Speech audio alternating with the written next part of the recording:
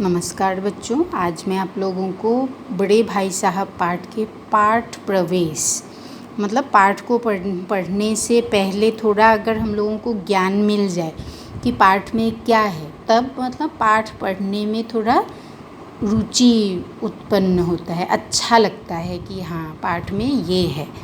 तो इस पाठ में भी ये दिया है यहाँ पे, तो आप लोग सुन लीजिए। मैं थोड़ा पढ़ के फिर कठिन शब्दों के अर्थ बताकर समझाने की कोशिश करूँगी, और चैनल को भी आप लोग सब्सक्राइब कर दीजिए। ठीक है बच्चों, देखिए, अभी तुम छोटे हो इसलिए इस काम में हाथ मत डालो।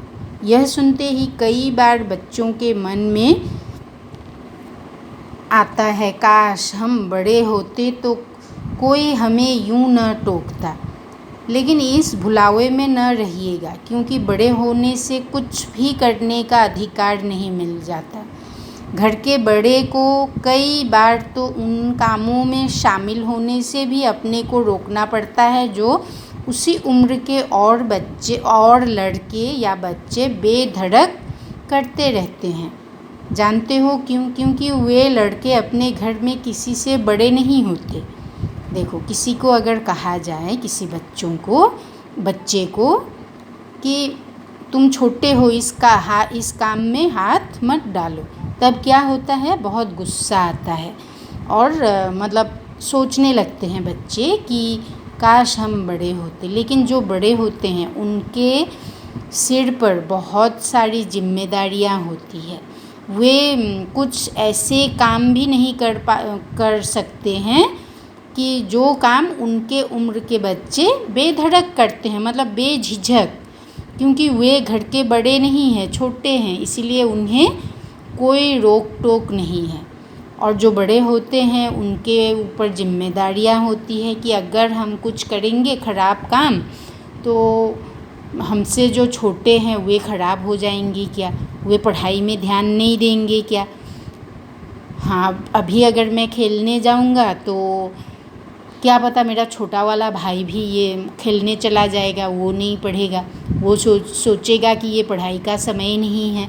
तो इस तरह की बातें मन में आती है।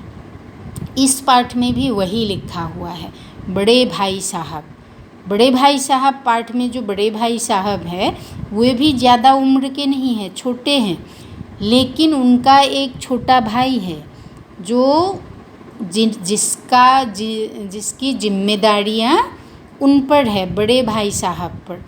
अगर बड़े भाई साहब रास्ते से भटक गए तो छोटे भाई का क्या होगा? वो पढ़ेगा या नहीं, वो सोचते थे वे। तो देखो, प्रस्तुत पाठ में भी एक बड़े भाई साहब है जो है तो छोटे ही, लेकिन घर में उनसे छोटा एक भाई और है। उससे उम्र में केवल कुछ साल बड़ा होने के कारण उनसे बड़ी बड़ी अपेक्षाएं की जाती है। देखो, घर के लोग भी अपेक्षा करते हैं। बड़ा होने के नाते वह खुद भी यही चाहते हैं और कोशिश करते हैं कि वह जो कुछ भी करें वह छोटे भाई के लिए एक मिसाल का काम करे। इस आदर्श स्थिति को बनाए रखने के फेर में बड़े भाई साहब का बचपना तिरोहित हो जाता है, मतलब उनका बचपना ख़त्म हो जाता है, चला जाता है।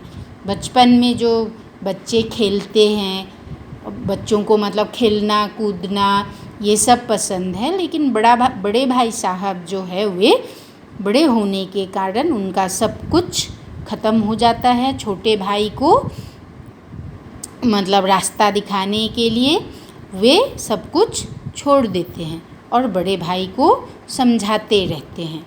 इस पाठ में वही है। ठीक है बच्चों, पहले ये पाठ प्रवेश आप लोग पढ़ लीजिए, सुन लीजिए वीडियो को, और अंत में सब्सक्राइब भी कर दीजिए चैनल को। ठीक है।